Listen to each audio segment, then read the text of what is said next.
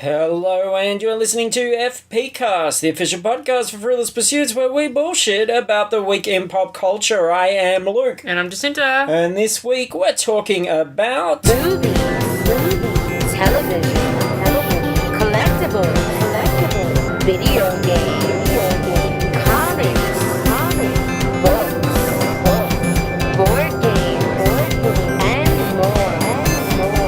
2lander. Blue Steels? You threw me, because I thought we're not going to keep just saying the titles. Well, it's like a one-word thing, man. Why don't we just go zoo? Yes, Okay. And then I could go landers, and everyone would be like, I know these two words, but if we put them together, Sesame Street style, what would happen? You know that, like, if you were a red monster and I was a blue monster and you popped up by a wall and went, zoo, and I went, lander, Yeah, and then we got closer and closer. Yeah, red monster and blue monster is a very interesting metaphor that you put on there because of the Civil War. Yes. Sides that we have both chosen and that everybody has to choose before they obviously watch the movie. That is law. You will get we will get seated like at a soccer game. You get seated on separate sides of the cinema depending on your allegiance during Civil War. Yeah. I am definitely pro-slavery. So which side am I on? Iron Man. I think Iron Man has yes, his slave war machine. You're correct. Yeah. And his little slave iron legions. Yep. Yeah, okay. And that's sort of what Ultron was kind of fighting against, wasn't he? Maybe. Ultimately, yeah, okay. We're going to get into this straight away, the Civil War, because this is the thing. Not a lot of news per se, but certainly with the Super Bowl last week, with Toy Fair coming up, there's been a lot of reveals, a lot of mini trailers, ads, showcasing a big old Hollywood show and tell of all the big blockbusters that are coming out in the next the course of the year, really. Yes, yep. So that's what we're mainly going to talk about in our front half of the show, is all these various trailers and bits and pieces. We're going to give our seasoned, very thoughtful opinions on them. And then we're going to review the aforementioned Zoolander. Yep. And also a couple of other things as well. So that's the shape of the show. Now it's time to shade that shit in. It's a little round in the middle, but that's all right. Sure. It's got it's a bit of a butterface, but that's what we've got. Asa Butterface, we shall call it. Asa Butterface, Yep. my favourite young actor from the back. So, yes, Civil War has certainly been one of those new sort of special Super Bowl spots that we saw. And it has asked people to pick a side, those two sides being... Team Cap and Team Iron Man. Team Iron Man. And the heroes are divided in between these two sides. And it has caused already a little bit of a rift, a little bit of a civil war on our very own Facebook page, our Facebook discussion group. Yeah, only a pretty minor rift, given that most people are Team Cap. Well, it's causing a big rift for me. Because you're on the wrong side of history, brother. I'm not at all. And I feel like history's going to prove me sassy. Given that the movie's called Captain America Civil War, I feel like Team Cap may be the correct side in this occasion. Look, I'm going to come out right now and say, I don't want to spoil the little rivalry happening here. No side's going to win. There's going to be no outright. This is about, like, Captain America Shades of Grey, right? Yeah, but Winter Soldier was about Shades of Grey. You thought 50 Shades of Grey was about Shades of Grey. It was. It was, sure. It was 50 of them, in fact. Yes. Yeah, I only saw the first 35, and then I had to go out and take a breather. But oh, that's what you call it. yes, yeah. One-handed breather. And what? No, that's okay. That's fair enough. It's nearly Valentine's Day. God, that's what we're missing this year. Yeah. Why didn't we have a 50 Shades sequel for Valentine's I know, Day? it's so bullshit. I'm, like, quite genuinely upset there's no 50 Shades. Sequel, like, they keep talking about, they're going to be doing the sequel. Like, just stop fucking talking about it. Make it for me. I want this movie. Just do it. Just do it. Like Nike. Yeah, God. Anyway, yes, Civil War, it's caused a little bit of a rift because people on our discussion page, which if you search for FPcast, Book Was Better, ScarJo a Go-Go, you will find it on Facebook. It's a discussion group. We definitely encourage you to join the discussion, but if you turn up on our page, you must pick a side. I think we need a very clear thread there where we all make our allegiances very clear, because I want to know what kind of jerks I'm surrounded by. I want to be prepared. And at the moment, the Iron Man team, which I think is pretty much just Hector and I at the moment. Yeah, it is. We need some supporters. So if you're Team Iron Man as well, and look, Team Iron Man, we've got. I'll do my little sales pitch, and then you can do yours. Okay, I can't remember half of mine. I remember the important players. Yeah, well, I know my team. So we have Iron Man, Tony Stark, Rob Downey Jr., billionaire, champion, genius, just philanthropist, playboy, very dry wit, fantastic. We have Black Widow, Scarlett Johansson. I could stop there. I mean, that already is enough. We've got the Vision. Vision is awesome, right? Vision's obligated to be there. Tony's his dad. Paul Bettany, yeah. He's Tony Jr. Yeah. Yeah, so he's brilliant. So he hasn't chosen to be there. He just has to be there. We've got new character Black Panther, who looks pretty rad to me. Got a pretty cool outfit. Looks pretty amazing. And we got War Machine. Oh, great. War Machine. Well, War Machine's not that exciting. But great. Black Panther and Vision more than make up for it. Scarlett Johansson, Black Widow, absolutely perfect. And I have a feeling, and we don't know yet, but I have a feeling we're going to get Spider-Man as well. Okay. All right. Well, I've got Cap, who is obviously, he's fighting on the side of good. He is a pure good being, right? He's American. So I've got Cap. I've got his newly reformed bad boy buddy, Bucky, my favourite Buck. He's been a shitface in the trailer. He tried to shoot Tony in the face. Oh, he did, yeah. Which is, fine, because they're on different sides. How That's are they what happens. the good guys, then? Well, you don't know what Tony was trying to do to him. Tony was like... Yeah, but Tony had that fist thing on. You don't know what he was trying to do with his fist to poor Bucky. He'd been so traumatised.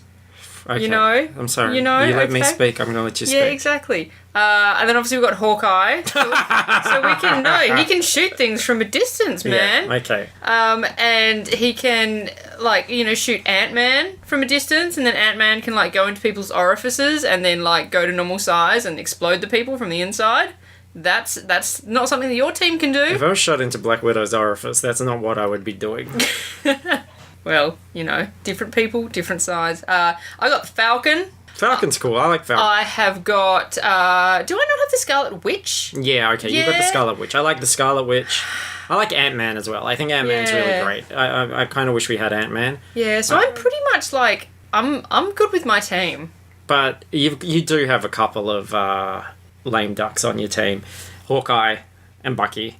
Excuse me, are you calling the superpowered guy with the metal arm a lame duck? I am, because I've never seen him have a facial expression. He doesn't need facial expressions. He can punch the expression off of your face. He's got zero personality. He's a bit frowny. That's a facial expression. He's just a little bit of I guess he's suffering extreme post-traumatic stress disorder. They laser zapped all his emotions out of him. It's not his fault. Ren is a full potato. I guess he's more of a sweet potato, like a cocktail potato, a yam or something like that. I don't know. I'm not convinced. Let us know what you think. Join my team. Don't join his team. It's shit. And it'll be awesome. Only join his team if you're a loser. Join my team. You'll like it. Here, trust me. So we saw that, which was really just setting up the sides. It clearly shows the two teams. It's the first one that shows Ant-Man. Doesn't show Spider-Man yet, though. And speaking of Ant-Man, he also appeared during the Super Bowl in an advertisement for Coke. Apparently, he is mad for it. Yeah, good on him. So am I. I liked seeing that.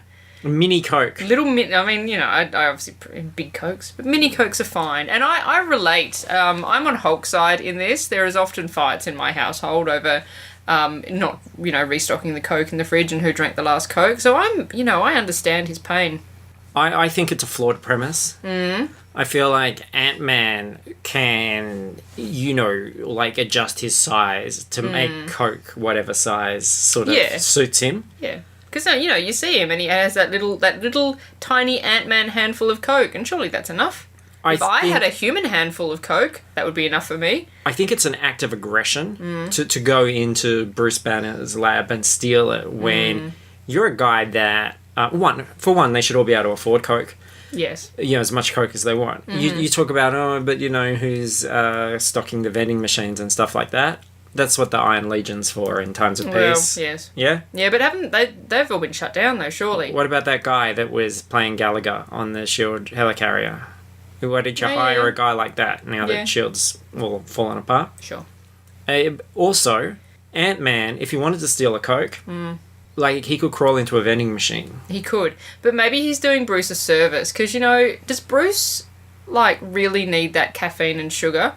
Surely that's gonna, set something off in there. He doesn't need to be, on edge when he's, Hulk guy. Well, here's the other issue. Because Hulk or Banner is also a size changer.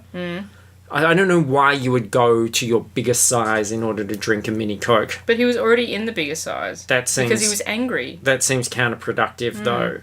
Wouldn't you enjoy it more when you were your regular size? Yeah, but he was just so caught up in his desire for that Coke that he was just give it to me, and then he tries to open it. That's my favourite bit, when he tries to open it. Yeah. And interesting that they didn't show Mark Ruffalo. Mark Ruffalo did not appear in that ad. Neither did Paul Rudd. Obviously, they don't have the money for the actual actors. They just have the CGI stuff. That's an expensive ad. Yeah. It looks like a scene from the movies. It's well animated. Yeah, it is, yeah. Yeah. They got Paul Rudd's voice. Yeah, but, sure, Paul Rudd. Mark Ruffalo's doing Spotlight and shit like that. What's Paul Rudd doing? Oh, that's true. Mark Ruffalo's doing grown-up movies. Paul Rudd's mowing his lawn. That's not fair. Paul Rudd was in something else, I'm sure. None of us can think of it. He was in our hearts. Of course he's in our hearts. And there's been artwork shown of mini Coke cans. There's a whole set of them. Yeah. Each featuring some very nicely designed character art representing each of the Avengers characters. And I really love that Black Widow one. I want it for my collection. I don't know if they're coming to Australia, so if anyone in America wants to send me a mini Coke can of Black Widow, for his creep dungeon, for my creepy dungeon, for my shrine, then that I will be forever in your debt, like Chewbacca the Wookiee. Yeah, just like everybody when I went, hey everybody, can you find me a Poe Dameron pop vinyl? Nobody did. Well, nobody. I had to buy my own, like a poor person. Fuck. Yeah, like a commoner. Yeah, I had to pay $70 to get that shipped here. Fucking hell. Anyway, whatever. So if you'd like to spend $70 to ship me a mini Coke can, hit a brother up. And you'll be in Luke's kind thoughts. Yes. Yeah. Next time I'll be thinking of you. I'll be thinking of you. So X-Men Apocalypse also had a little bit of a snippet. You know what pisses me off the most about X-Men Apocalypse, I've decided? What? Every time the trailer happens in the cinema, and we've seen it a few times, and it's a fun trailer, I enjoy it, but my enjoyment is hampered by every time Sansa appears. Somebody in the audience goes, "Oh, from Game of Thrones." I always hear someone say that. Yeah. Well, she is from Game of Thrones. I know, but isn't that one of those weird things? There are a lot of people, and be honest with yourself, listener, if you're someone who does this, you see someone on and you go, oh, that's the guy from insert TV show or other movie, or that's such and such. One, we see their faces huge on screens. Yes. And they're very famous. So your ability to identify, You don't walk around the zoo going, that's an elephant. That's a giraffe. You might. You shouldn't.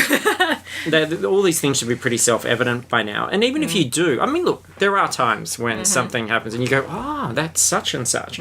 Store it in your head, because that's a great thing to talk about with someone afterwards. But don't just, like, continually announce, like, you're updating the IMDb page for the movie while it's happening.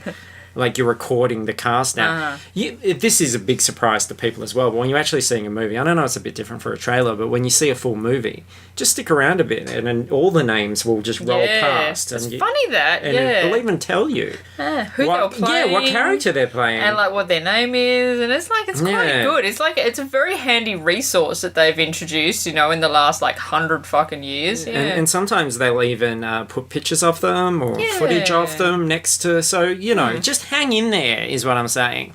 But yes, when you see the girl from Game of Thrones, which you watch Game of Thrones, you've seen because you're very worldly. You've seen 50 hours of it, and then so you should be familiar with her face. Yes. Your friends probably are as well. So when that face appears on screen, you probably don't need to say, "Oh, that's the girl from Game of Thrones," because we all live in this world and have eyes and ears and all that sort of stuff. So that's correct. You got all that. I mean, that's definitely not as bad as Jennifer Lawrence coming up and going, "Oh my god, that's the girl from Hunger Games." That would be Hunger Games worse. Girl. That would be far worse. Yeah. Yeah, because technically she was Mystique before she was Katniss. No, people don't. It's Sansa they have an issue with.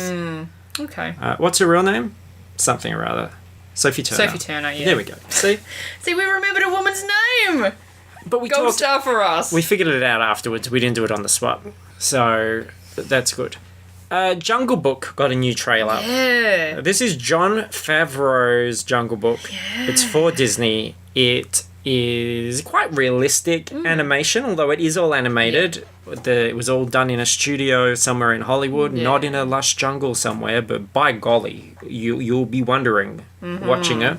Clearly is a adaptation of the Disney, which makes me feel a little conflicted, I've got to say. I'm not. It looks friggin' sweet. It does look friggin' sweet, but it's what could it possibly give us that's new? I suppose just the visuals, but I thought that trailer showed you so many. I mean, it showed you every sequence. If you want to know what King Louis looks like in that sequence, I know. If I want to know what the Bare Necessities sequence looks like, I know. If I want to know what Shere Khan fighting in the thing at the end, I know. Like, it's all there. So I almost feel like now I've gone, oh, cool, I've seen how you've interpreted all this, or like Mowgli and the Snake. But I can't imagine how there's any surprises beyond what I've seen in the trailer. Well, I mean, you never know. I guess that's the thing, and I just want to see it for that animation and the immersion, the characterization of those animals. Yeah. Yeah, that's true. I enjoy it. I think that looks great. And I would be happy to sit through 2 hours of that. All right, let's do it. Yeah. Okay, tick, let's go and see Jungle Book, as if we weren't going to anyway. I like Bill Murray as Baloo. Yes. I think that's interesting casting. And my favourite thing about the trailer, and it's almost becoming that thing now where, I don't know if, like, Star Wars just sort of gave a little bit of a jump start to all the trailer editing people at the moment, where you sort of realise, like, good music really is the way to make a trailer epic. Because I just feel like everything we've seen in the last couple of months, they've gone, now what's our song? What are we going to do now? What's the thing? And how powerful nostalgia is with music and everything. So for me, that new version of Bare Necessities, with all the jungle stuff in the background, in the trailer, gave me chills. That was great. And we saw how Bohemian Rhapsody was used to great effect in Suicide Squad. Now we're going to start talking about the Teenage Mutant Ninja Turtles 2 Super Bowl thing, which uses No Sleep Till Brooklyn. Yep. And that's very effective as well. That is a fucking fun trailer, and I feel people who have been so negative about these new TMNT movies, that stands for Teenage Mutant Ninja Turtles, by the way. Did you know that? What? Yeah. Wow. Well, just some of our listeners are really dumb. They're really sheltered. Okay, yep. They're so dumb that they said that this movie was going to be shit. I know. Yeah. And I think now people are going, oh, you know, I never saw the other one, but this actually looks okay. Yeah. I just think, like, people have always complained that, not that it's not like the original comics, because the people that want Ninja Turtle movies to be different than they are want them to be like the unwatchable cartoon. And now finally a movie is just gone, okay, sure. All right, look, if that's what you want, if you want it to be like a cartoon, let's just do it. So you've got a turtle van in this trailer. Yes. And it's a short, this is 30 seconds. You've got a turtle van. You've got Rocksteady. You've got Krang. And, you know, and I like what they did there because you see enough, you see the whole big robot body. Yeah. And you see just the tease Little of bit of Krang. Krang, yeah. And it's really nicely done. And you've got Casey Jones as well. So all these things are in there. Michelangelo is using giant nunchucks which are emerging from the sides of the turtle van. That's pretty crazy as well. And you've got April O'Neil dressed as like schoolgirl Britney Spears. There's all sorts of crazy stuff in that trailer. Yeah. Yeah, I mean, we both quite liked the first one, so I had no problems with this. I feel that with movies like, you know, Ninja Turtles, Suicide Squad, I believe before you buy a ticket online, the system should scan your entire social media record. Wow. And if you said more than, 10 times in a public forum that these movies were going to be the worst things ever, you don't get to go. You just simply don't get to go. It is that. I was going to say, almost, was going to play devil's advocate and say how unfair that was, but it's not at all because of the 10 times thing. Because that's what you find. It's repeated. There are those repeatedly being a shithead about it. Constantly have to tell you that they're not interested in something and that it looks shit. Yeah. While people are talking about how they are interested in it. Yes. And I know, okay, in a discussion group, fair enough, we're here to discuss, but when I don't know, I just can't imagine doing that myself. Like, I don't... It's like people who go and seek it out. Like, I'm not an Arrow fan. Yeah.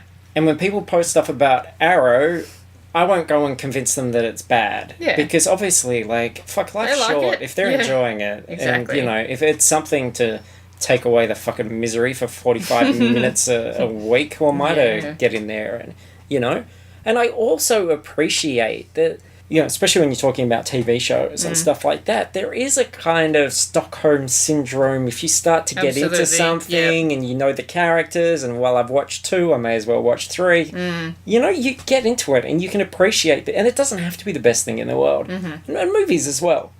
There are just certain things where you go, yeah, I'm going to have fun with this. Like, I don't have expectations, like serious movie expectations for one of these things. I don't have the same expectations as I'll have next week when we see the Coen Brothers film, for example. So, and that's what we were talking about Batman, Superman last week. That idea of people going, oh, well, this looks terrible. It's like, what do you want it to be? Like, what was it supposed to be? People that are on Force Awakens, that, there's a certain point where... Just relax and just let it happen. If it was what people wanted it to be, it would actually take away all that DNA of what it's supposed to be. Yeah, and then why not do something completely different instead? I don't know. But, just relax. Actually, speaking of Batman, Superman, that got another trailer, which seems to have had a little bit more of a positive spin to it. All over my Facebook page, like through the Friends feed, through other groups, people were turning their opinions on that. Going from, oh, that looks like shit, I don't want to see it, to, oh, this looks amazing. Yeah.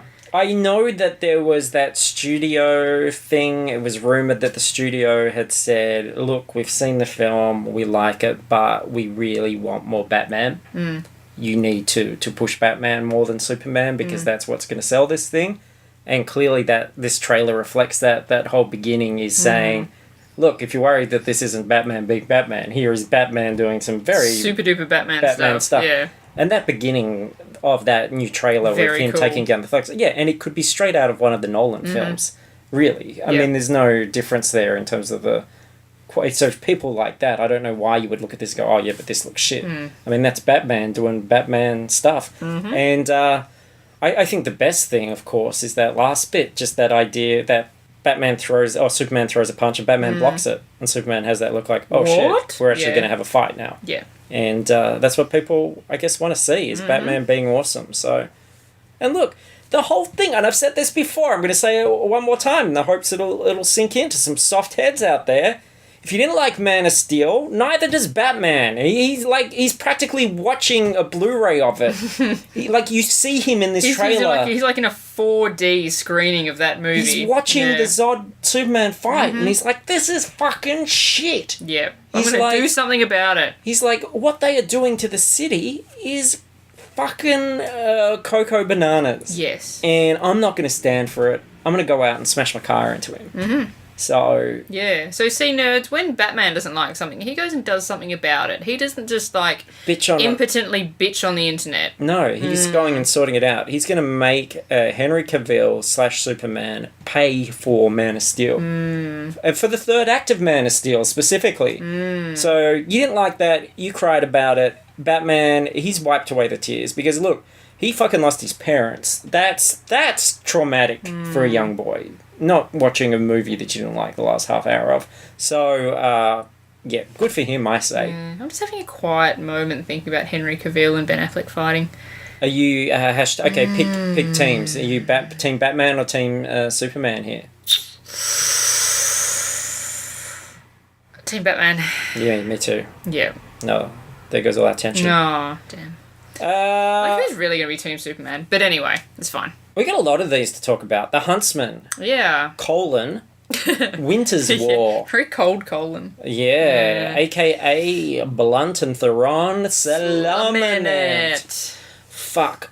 Can you think of an evil queen or kind of fantasy female villain character that isn't just awful to watch? Maleficent wasn't that bad. But apart from that... She had her moments, but I feel like every female villain has to talk, and especially it's Americans, and they're suddenly I'm this American, but now I'm going to be the villain that talks like this, and you will never get away with such. And I just think Emily Blunt's English, isn't she? Yeah, but Theron's not. Yeah. Or Angelina Jolie or whoever else has done it in the past. But, you know what I mean? They all sort of do that exact cadence. And it's just boring as shit. They're not... That's the thing about that Huntsman trailer. None of those characters that they're pushing, there's not a single shot of them saying something or doing something that makes them feel that they're not just cardboard cutouts. There's nothing interesting there at all. Nothing human.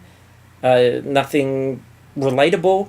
It's just all kind of I'm driving the plot bullshit. I guess that's probably the point of Hemsworth and Chastain's character, where the first trailer sort of focused on them a little bit more, and this one's a lot more queen heavy. Oh look, I'm sure Hemsworth will be affable, lunkhead, kind of mild comic relief or whatever, but he's not going to be the sort of fleshed out character that people are going to be buying as a pop vinyl in 20 years going, oh, do you remember the Huntsman? He's not like fucking Ash from Evil Dead or anything like that, is he? I don't think they're going for that level of immortality. They're just going for some quick, sweet cash. Yeah, there's just no personality there. And let's lump this in as well. I'll say the same for the Gods of Egypt.